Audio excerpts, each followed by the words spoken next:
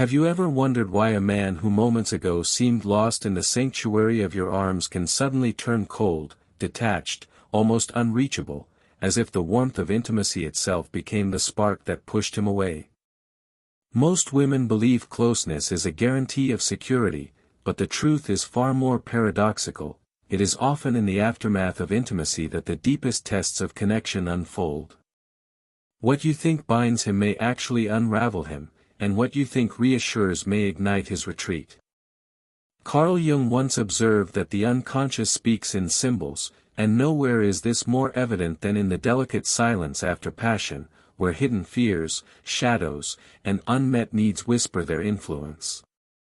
In that vulnerable space, the female psyche often yearns for assurance, words of permanence, gestures of belonging. Yet the male unconscious, shaped by archetypes of the hunter and the wanderer, wrestles with a primal paradox, the longing for closeness against the terror of losing autonomy. Here lies the battlefield of projection. A woman, reaching for his steady gaze, may unknowingly mirror her own shadow fear of abandonment, while he, recoiling, may not resist her but his own buried terror of engulfment. The tragedy is not in love lost but in the unseen archetypes dancing between them, pulling invisible strings with ruthless precision. Imagine this moment not as a personal failure, but as a timeless script written into the collective unconscious. The anima, the feminine within him, awakens in the closeness of touch, yet just as swiftly, the animus, the masculine within you, demands certainty, structure, a declaration of intent. When these inner figures clash, the aftermath of intimacy becomes less about bodies and more about the meeting of untamed gods. Women often mistake his withdrawal as rejection, but psychology reveals it as his confrontation with his own unintegrated shadow. If he pulls away, it is not always from you, it is from the echo of his inner mother, his unmet child, his unacknowledged grief. But beware, what the feminine offers in those tender minutes can determine whether distance hardens into disappearance or transforms into a deeper tether. To demand, to cling, to question with anxious urgency is to amplify his unconscious fear of losing freedom.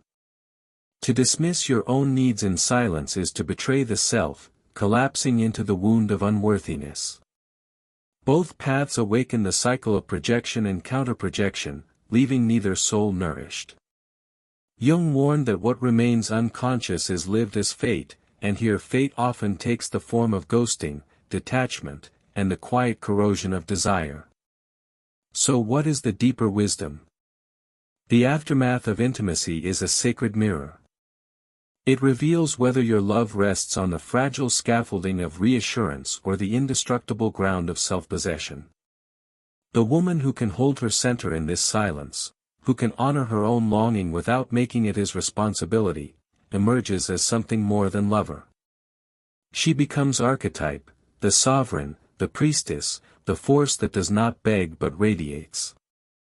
To embody this energy is to disarm the unconscious games that tear couples apart, to remind both souls that intimacy is not a contract of possession but an alchemy of freedom and union. Yet many fail here, not for lack of love but for lack of inner clarity. They rush to fill the silence with words, demands, or confessions, fearing the void. But the void is where his soul stirs. It is where his anima reaches for him, where his archetypal masculine confronts itself. If you meet that silence not with desperation but with the calm strength of a woman who trusts her own worth, you turn the paradox into power. The question is not what he feels in the moment after passion, but what you choose to embody in that space.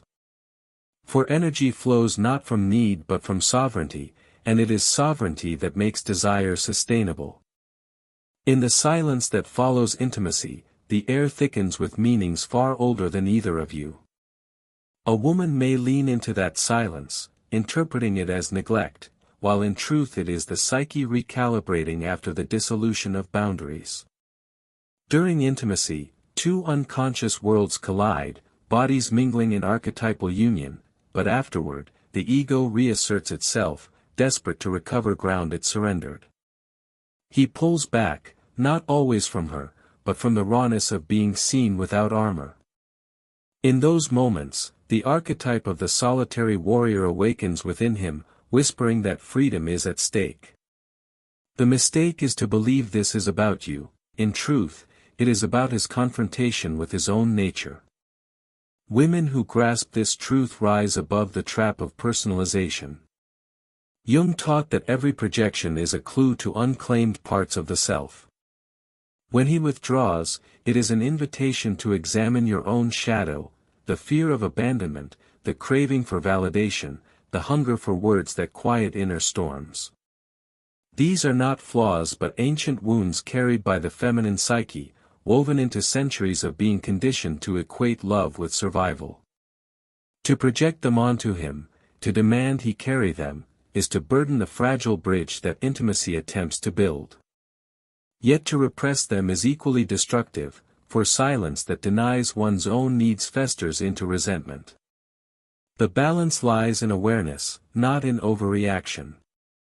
The masculine archetype often fears engulfment, the sense that his individuality will be swallowed by another's longing.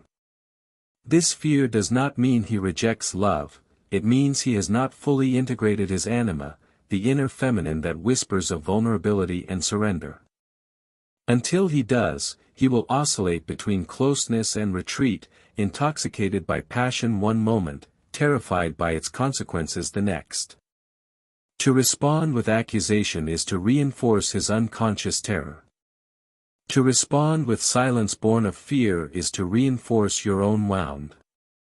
What changes everything is to stand sovereign, to neither demand nor shrink, but to hold presence like a flame steady in the wind.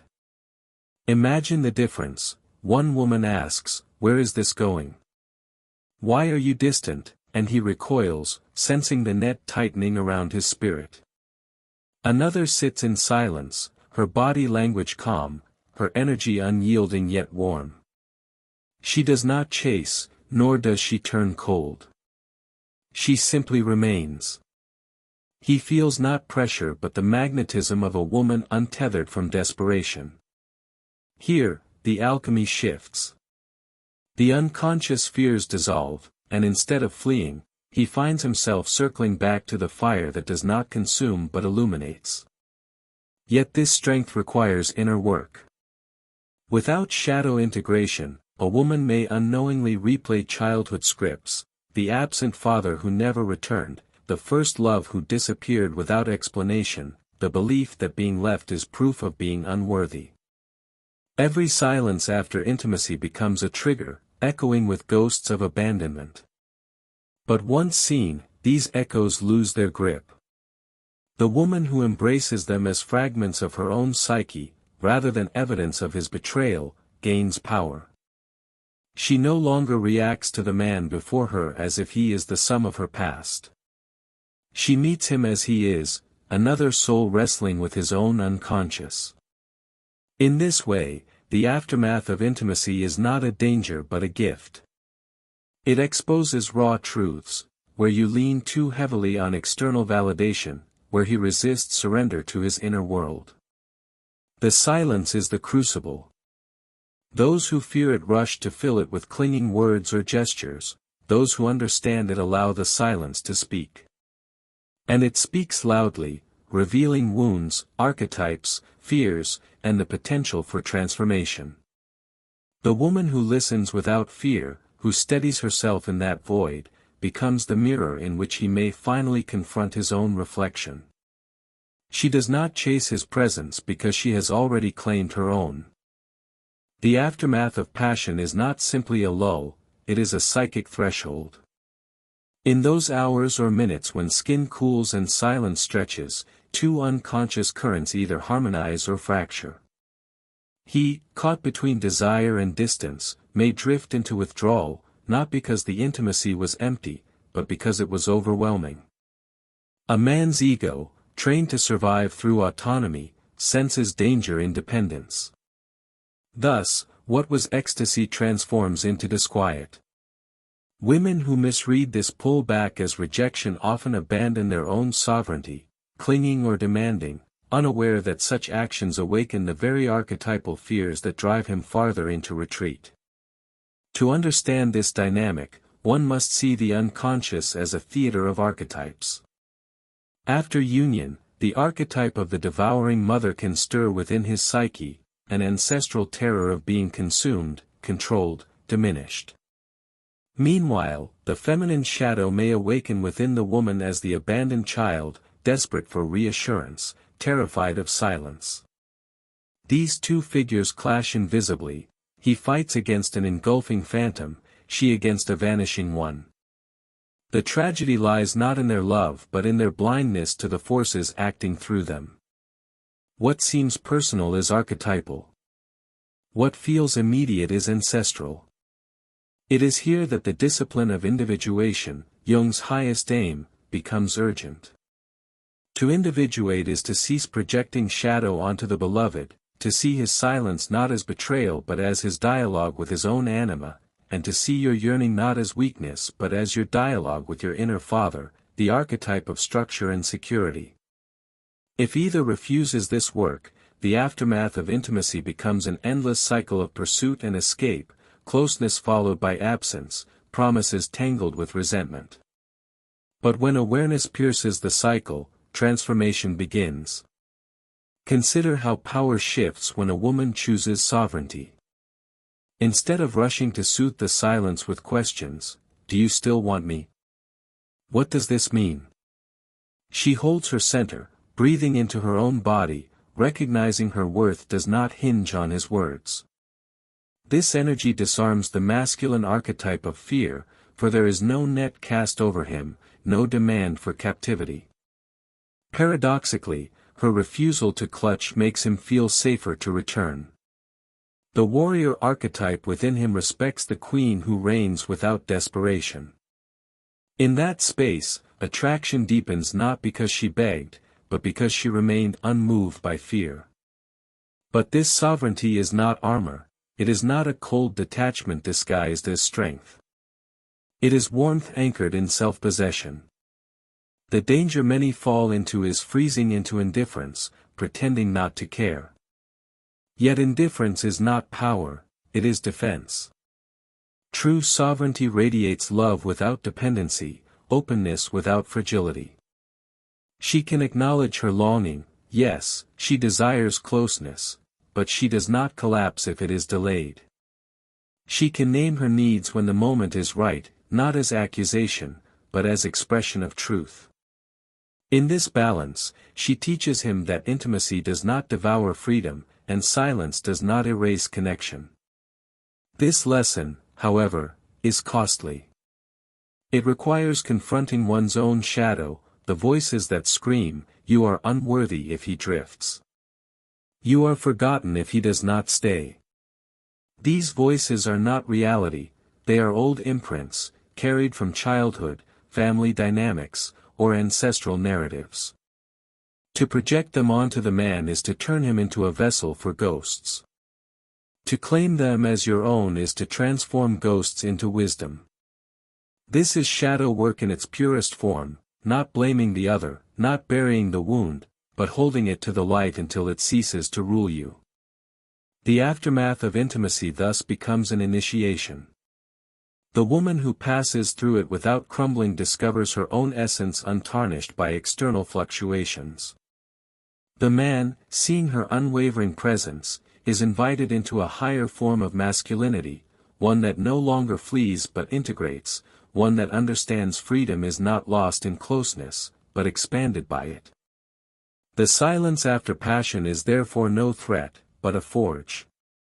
In its heat, two unconscious souls may either collapse into projection or rise into union born of self-mastery. The choice lies in awareness, and awareness is the birthright of those who dare to see.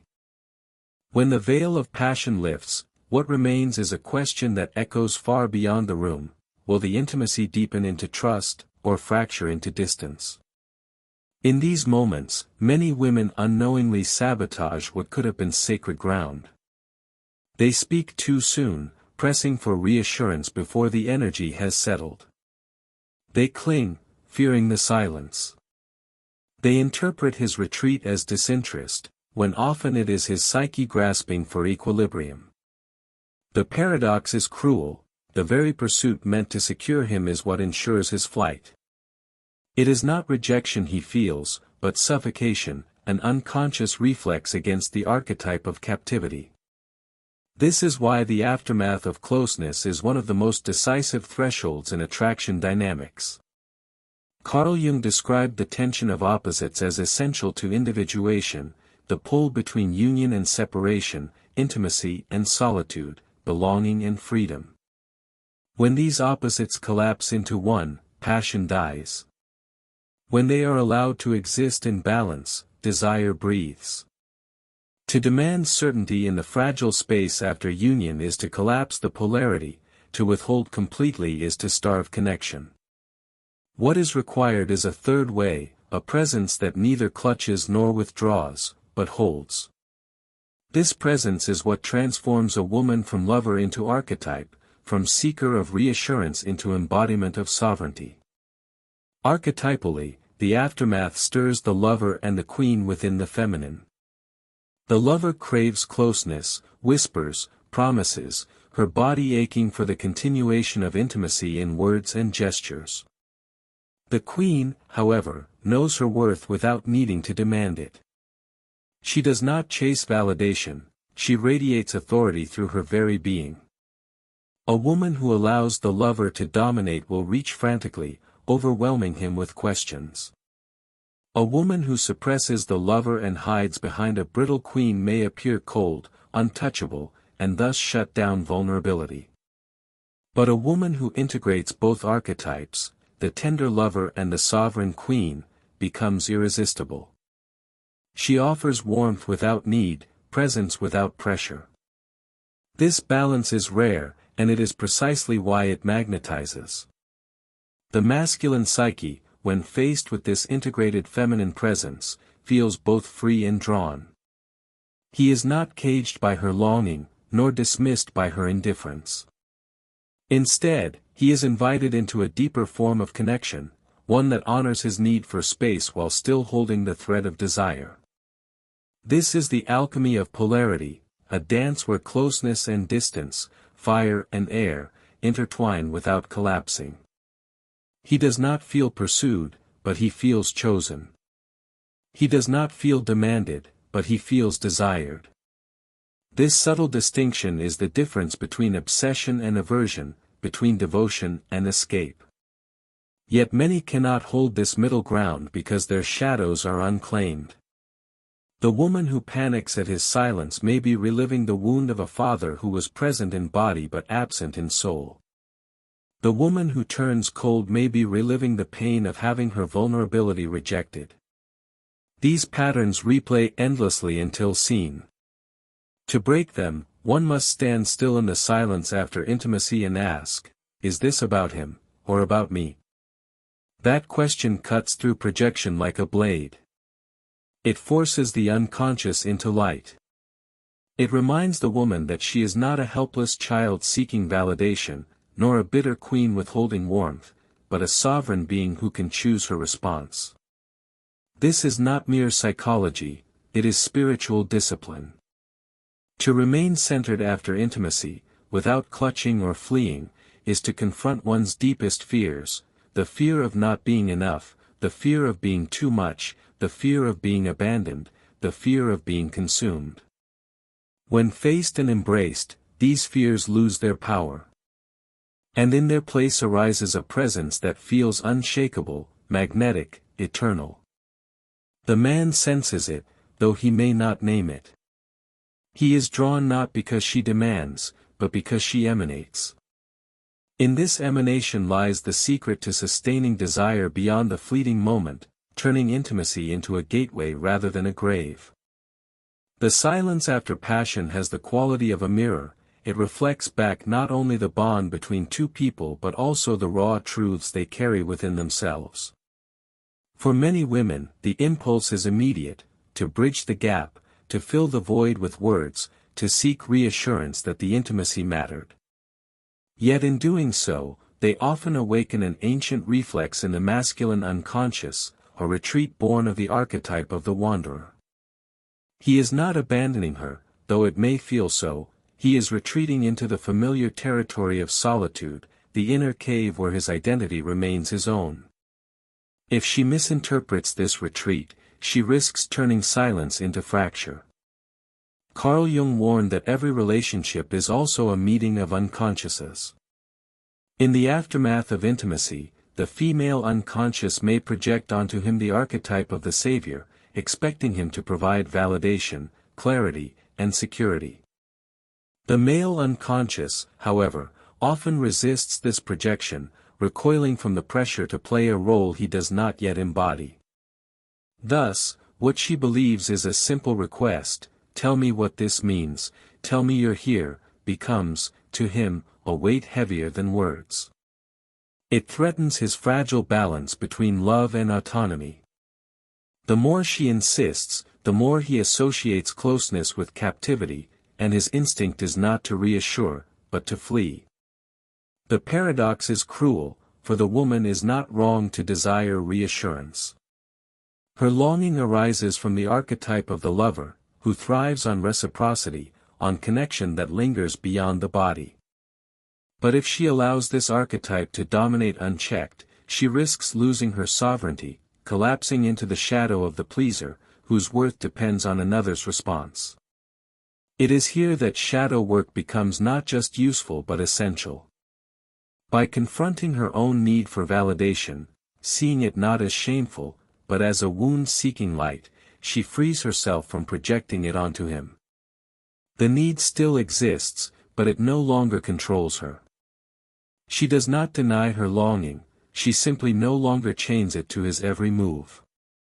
This shift transforms the entire dynamic. Imagine two possible outcomes. In one, she asks too soon, and he recoils, retreating into silence that hardens into distance. In the other, she breathes into the void, allowing the silence to expand without demanding it collapse into words. She rests in her own body, aware of her own worth, her presence steady and calm. He senses not desperation, but radiance. Instead of feeling pressured, he feels drawn back, curious, compelled to close the gap not out of obligation but out of desire. Her power lies not in pursuit but in presence. What was once a battlefield of projections becomes an altar of magnetism. This is not a call to suppress needs. Suppression breeds poison. It is, instead, a call to discern timing and intention. A woman rooted in her worth waits until the air has softened, until the moment is ripe, and then she speaks, not from anxiety, but from clarity. Her words are not barbs of demand but offerings of truth. I value closeness. I treasure connection. I desire depth. Such words do not suffocate, they invite.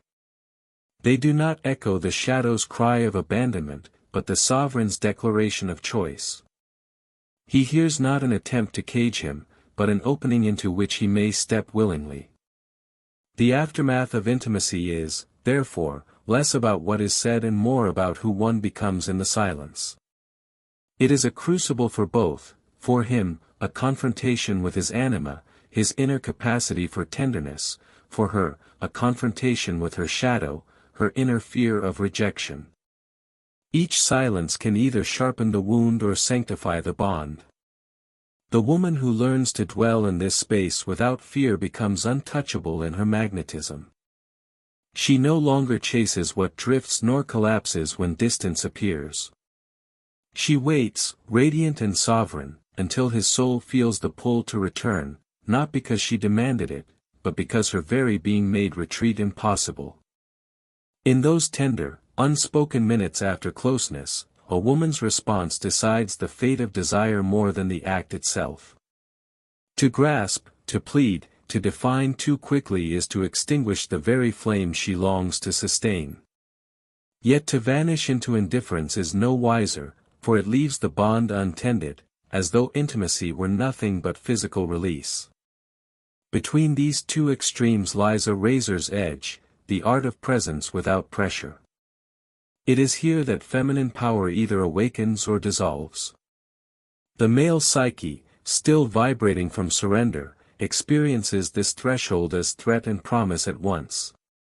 Within him, the archetype of the wanderer whispers of the need to retreat, while the lover archetype lingers, intoxicated by connection. These figures wrestle, unseen, in his unconscious. If she presses him in this fragile state, the wanderer wins, pulling him away in self-preservation. If she withholds warmth in fear of neediness, the lover within him fades, leaving only detachment. What determines which figure prevails is not her words alone, but her energy, her archetypal presence. Jung observed that the unconscious, left unexamined, becomes destiny. When a woman reacts from her shadow, she repeats old destinies, the anxious child replaying abandonment, the silenced daughter proving her needs are too much, the pleaser convincing herself she must earn affection. In these moments, her soul is not relating to the man before her but to ghosts of her past. She clings not to him but to the hope of rewriting history. And yet, this unconscious loop is precisely what drives him away, for it demands from him what he cannot provide, resolution of wounds that are not his to heal. True feminine sovereignty begins the moment she names these shadows as her own. She feels the pang of anxiety rising, the urge to ask if he still desires her, the ache to bind him with promises. She acknowledges it, breathes it, and refuses to hand it to him as his burden.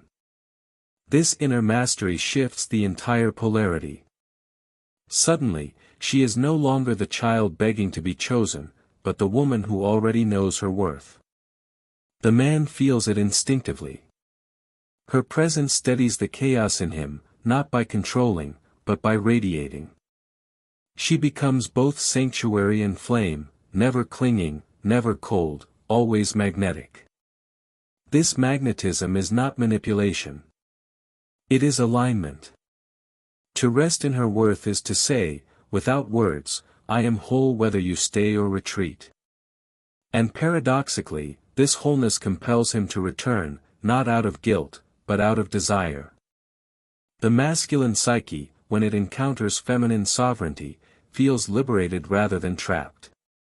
He discovers that union does not equal captivity, that closeness does not strip freedom but expands it. This realization is what transforms fleeting passion into enduring attraction. But the woman who has not yet faced her own shadows cannot hold this space. She will hear silence as rejection, and rejection as proof of unworthiness. She will speak too quickly, demand too much, or withhold too fiercely. The aftermath of intimacy becomes not a sanctuary but a battlefield, each gesture sharpening the distance. Yet even here, the opportunity is not lost. Each misstep is revelation. Each projection shows her what remains unhealed. If she dares to confront these wounds, the very patterns that once sabotaged love become the doorway to power. The aftermath, then, is an initiation into individuation.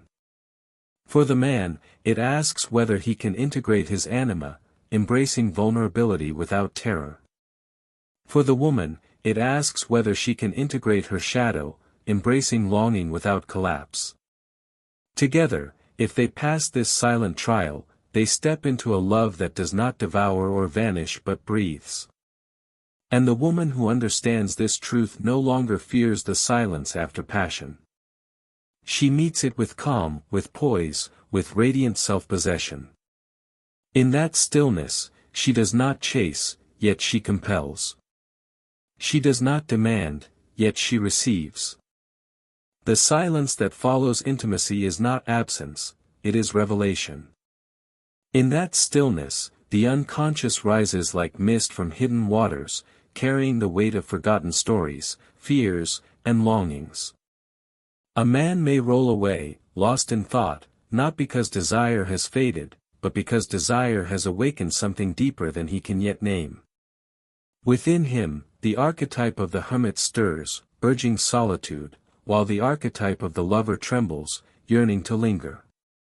He is caught in polarity, and if she mistakes his silence for rejection, the fragile bridge between them begins to crumble.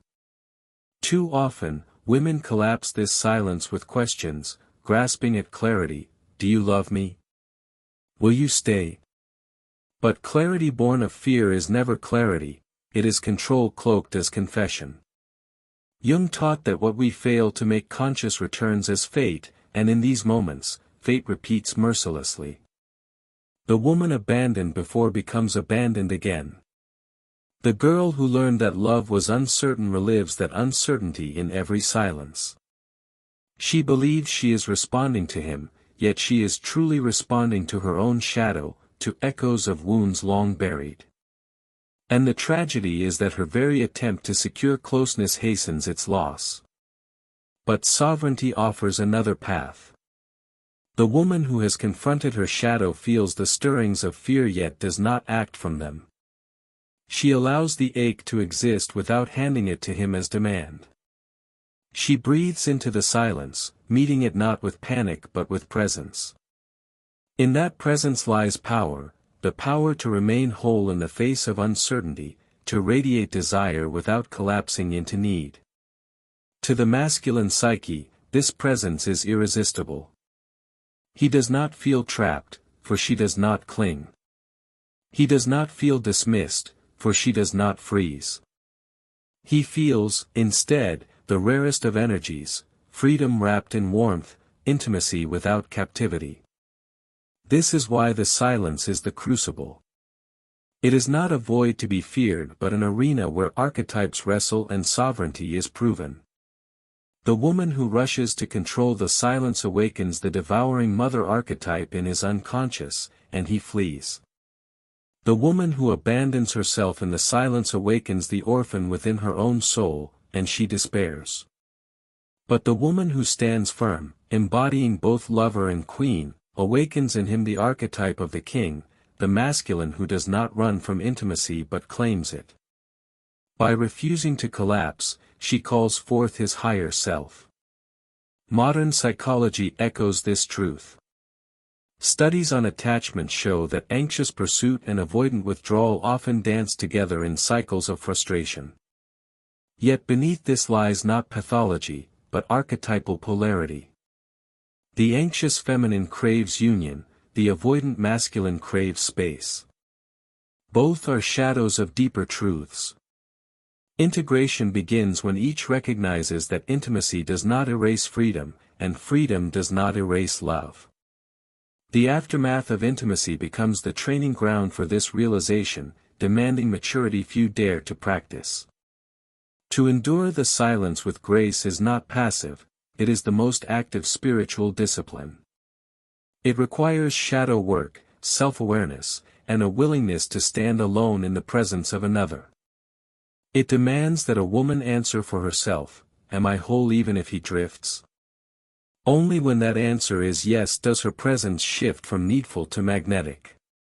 She no longer tries to hold him, yet he finds himself unable to leave. She no longer begs for words, yet his silence bends into speech. This paradox, power without pursuit, is what makes desire not just survive, but deepen. The aftermath, then, is never about what he feels alone. It is about what she chooses to embody. For in her embodiment lies the key, either to repeat ancient wounds or to transmute them into sovereignty. And when sovereignty is chosen, intimacy no longer threatens. It expands, breathing beyond the body into the soul. The silence that once frightened becomes the very place where attraction grows roots too deep to be pulled away. The aftermath of passion is where illusions either unravel or harden into destiny. Many believe intimacy ends with the final embrace, yet in truth, it only begins there. For what follows is the confrontation with self, his, with the anima that frightens him, hers, with the shadow that whispers of abandonment. This is why the minutes after closeness feel charged with a weight greater than the act itself. They carry within them the test of whether desire can survive silence, whether attraction can endure distance, whether love can live without chains. A man often slips into withdrawal not out of cruelty but out of unconscious necessity.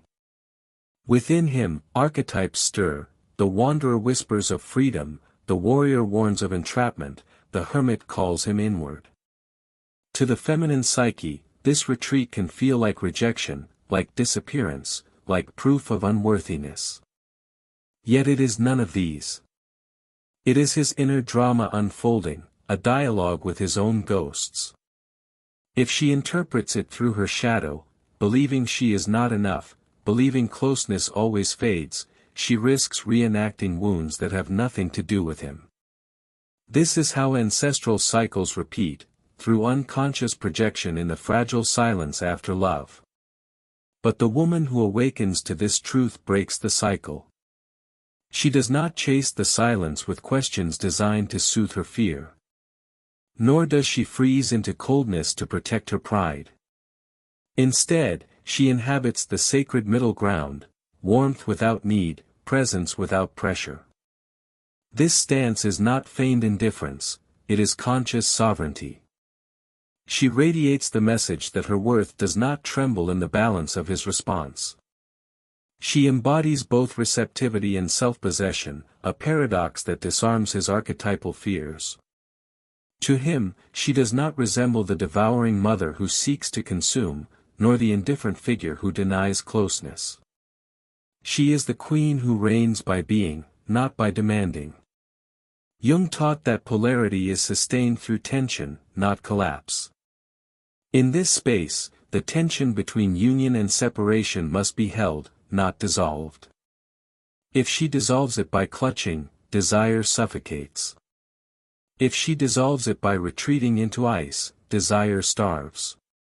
But if she holds it, allowing closeness and distance to breathe side by side, desire becomes enduring. This is not manipulation, it is mastery. It is the art of being rooted in self while still open to the other. Modern relationships falter because this art is rare. Most rush to certainty, believing intimacy must instantly define its meaning. Yet the unconscious does not move at the pace of the ego. It needs time, silence, integration. The woman who honors this rhythm teaches him that love can coexist with freedom. In her presence, he discovers that withdrawal is not escape but space to return stronger. And he does return, not because she demanded it, but because she did not. Still, this sovereignty cannot be faked. If she pretends to be unbothered while secretly collapsing inside, the energy betrays her. The masculine psyche senses pretense as surely as it senses need.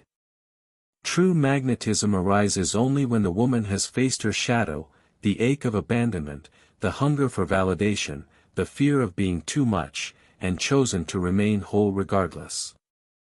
Then her presence becomes unshakable. She can want him, even deeply, without needing him to confirm her worth. This paradox is irresistible.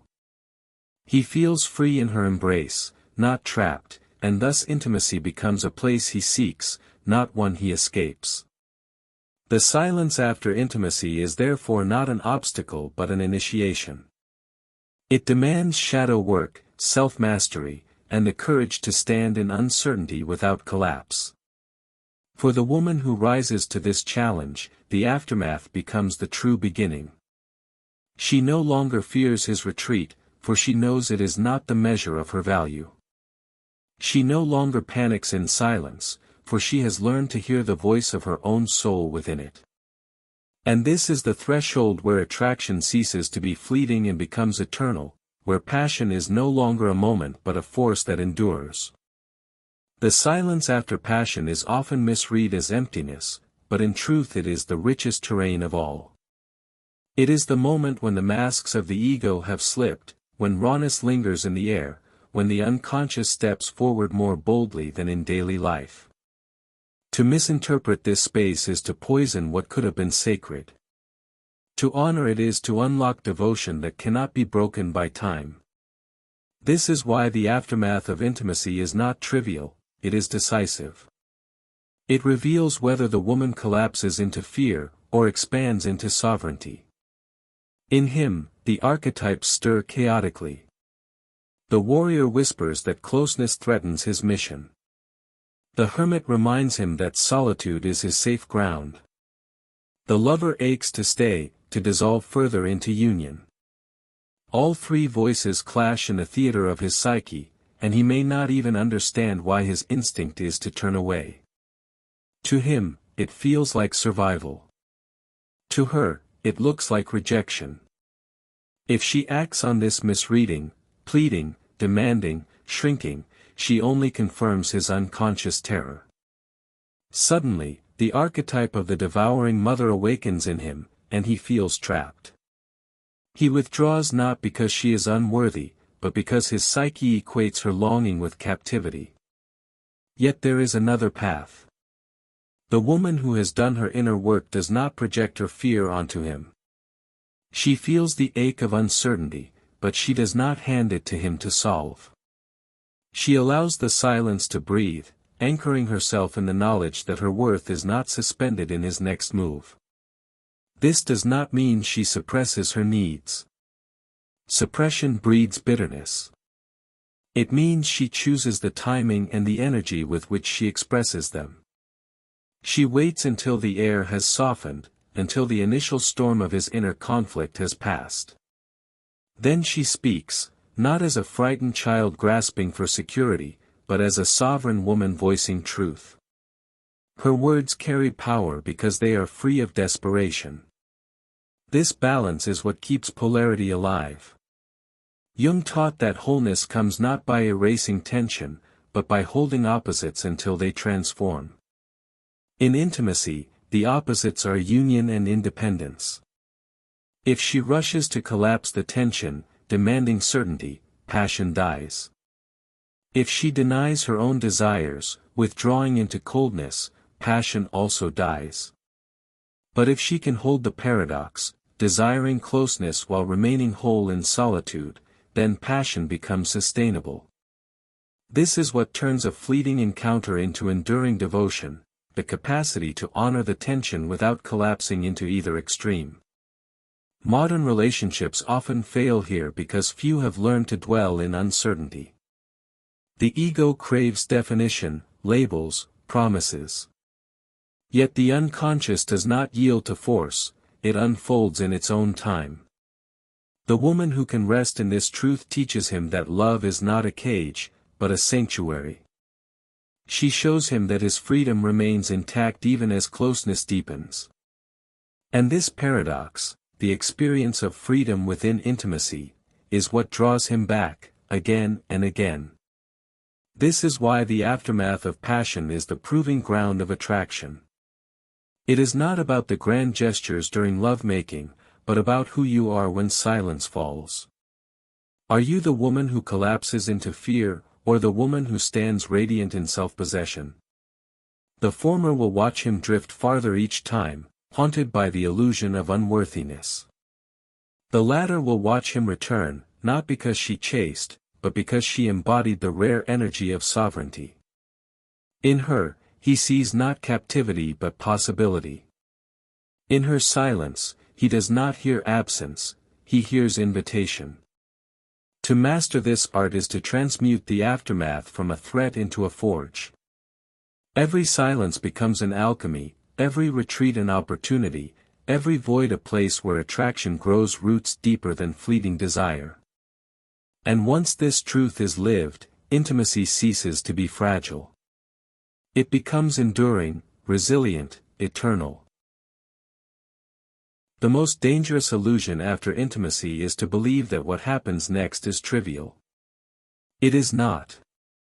In truth, it is the decisive trial, the moment where attraction either deepens into devotion or fractures into distance. The body has surrendered, but now the soul is tested. The unconscious rises like a tide, and the silence that fills the room is not empty, it is sacred. It is here that most women lose their power, not because they lack beauty or passion, but because they misread the silence and act from fear rather than sovereignty. In him, the archetypes still war. The lover craves to remain, intoxicated by closeness. The wanderer feels the pull of the road, whispering that freedom must be reclaimed. The warrior guards his autonomy, suspicious of what intimacy demands. These figures clash within his unconscious, and the woman who reacts impulsively forces the scales to tip. If she clings, the wanderer wins. If she accuses, the warrior triumphs. If she grows cold, the lover fades. And she is left wondering why desire dies, unaware that her energy, not her words alone, determine the outcome. Jung's great insight was that what we fail to face within ourselves we project onto others. The woman who fears abandonment projects it onto him, turning every pause into rejection. The woman who denies her longing projects coldness, turning every silence into ice. Both are shadows speaking, not truths. To break the pattern, she must see the shadow clearly and claim it as her own. Her longing is not weakness, her fear is not proof of unworthiness. They are wounds, yes, but wounds can become wisdom once they are held instead of hidden. The woman who practices this alchemy becomes a different presence entirely. She does not clutch the man in panic, nor does she withdraw to protect herself. She sits in the silence like a flame that does not flicker. Her presence whispers, "I desire you, but I do not need you to confirm me. I am whole, even here." To a man, this energy is unlike anything he has known. It does not feel like captivity, nor like indifference. It feels like freedom within love, a paradox so rare that it disarms his deepest fears. This is not pretense. Pretending not to care while aching inside only breeds resentment. True sovereignty cannot be faked, it must be earned through shadow work. It requires facing the orphan parts of the psyche, the little girl who feared she was too much, the young woman who learned she was not enough, and embracing them fully. Once these voices are no longer disowned, they no longer hijack the aftermath of intimacy. Instead of grasping or freezing, she embodies clarity. Her silence is not empty, it radiates. Her words, when chosen, are not demands but invitations. And so the dynamic shifts. The man, sensing no chains around his spirit, does not flee. He feels curiosity, even awe, at her presence. He finds himself circling back, drawn not by obligation but by magnetism. His anima stirs within him, the inner feminine he once resisted, and he dares to stay a little longer, to speak, to soften. Desire ceases to be a fire that burns out quickly and becomes instead a flame that endures. This is why the aftermath is more important than the act itself. It is here that attraction is either broken or transformed. It is here that projection either chains two souls to the past or frees them into a future. And it is here that a woman proves her deepest power, not in seduction, not in words, but in the silent radiance of self-possession. What lingers after intimacy is never just quiet, it is the soul's reckoning. The body may rest, but the psyche does not. For him, the silence becomes a battlefield where the masculine fears of engulfment wrestle with the anima's tender longing for connection. For her, it becomes a mirror where shadows rise, the fear of being forgotten, the ache of needing validation, the terror of being too much or not enough. This is why the aftermath is perilous, because it awakens what each has buried. And it is precisely here that most relationships unravel, not in the fire of passion, but in the silence that follows. To collapse into fear is to hand sovereignty away. If she fills the silence with anxious questions, she unconsciously casts herself as the shadow archetype of the pleaser, the one who seeks worth only through reassurance. If she withholds, freezing into stoic indifference, she embodies the wounded queen, a woman armored against intimacy yet starving for it. Both are masks of fear, and both extinguish desire. The man does not pull away because he lacks attraction, he pulls away because the archetypal energies have shifted from polarity into distortion. He feels consumed, or he feels dismissed, but in either case, he flees. The woman who understands the depth of this threshold chooses a higher path. She embraces her longing without collapsing into it. She acknowledges her ache for closeness, but she does not place its fulfillment in his hands. She remains open, warm, and receptive, yet anchored in her own center. In Jungian terms, she has integrated her shadow enough to hold paradox. She can be lover and queen at once. She can want, yet not cling. She can feel, yet not collapse. This paradox is what awakens his higher masculine, the archetype of the king, who is capable of presence without fear. This shift is subtle but transformative. Imagine two scenarios. In one, she asks, "Do you still want me?" and he recoils, feeling trapped. In the other, she simply rests in silence, her energy calm, her breath steady, her presence radiant. She may later speak her truth, but not in desperation, rather, as a sovereign choice. I value closeness. I desire connection. In this, there is no weight of demand, only clarity. He senses the difference immediately. One tightens the net, the other opens the door. It is the door he cannot resist walking through. The aftermath of intimacy is, then, a training ground for individuation. For him, it is the space where he must face his anima, his capacity for vulnerability. For her, it is the place where she must face her shadow, her fear of abandonment. If both collapse, the cycle repeats, pursuit and retreat, passion and disappointment. But if even one holds steady, transformation is possible. The silence ceases to be a battlefield and becomes an initiation. And here lies the ultimate truth: attraction that lasts is not sustained by seduction, nor by constant reassurance, but by polarity held with awareness. When she remains whole in silence, she embodies a force that does not beg, does not chase, does not freeze. She becomes the flame that lights itself, needing no external spark to burn. This is the energy the masculine cannot resist, for it offers freedom without loneliness, union without captivity. The silence after passion is thus not something to fear, it is the doorway to devotion. The woman who can stand in it, radiant and sovereign, no longer waits to be chosen.